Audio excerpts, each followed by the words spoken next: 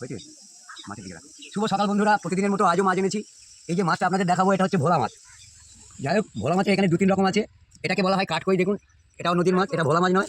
আরও একরকম মাছ আছে দেখাচ্ছি, এটা চাঁদা মাছ বলা হয়, নদীর চাঁদা মাছ। এটা নদীর চাঁদা, এ এক ধরনের, দেখুন এও এক ধরনের কাঠকই, নদীর কাঠকই। আর যেই ভোলাটা দেখাচ্ছি এটা ব্যাং ভোলা, ব্যাং ভোলা। আর এগুলো যে ভোলা আছে এগুলো নড়ে ভোলা। যাই হোক বন্ধুরা, আজকে এই ভোলা মাছ এনেছি, এগুলো সব নদীর মাছ, এতে কাঁটা কম, একটাই কাঁটা। আর আরেক ধরনের যে মাছটা এনেছি আপনাদের দেখাবো, এই মাছটা হচ্ছে আমুদি মাছ।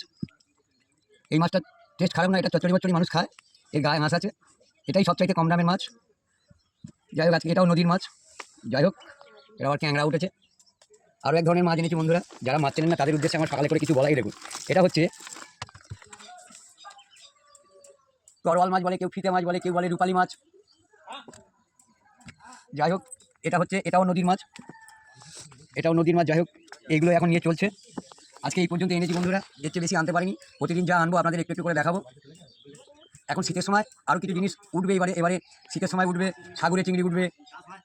এখন সাগরে চিংড়ি উঠিনি, পৌষ মাস পড়লেই তখন সাগরে চিংড়ি উঠবে। যাই বন্ধুরা, আজকে এই পর্যন্ত এনেছি।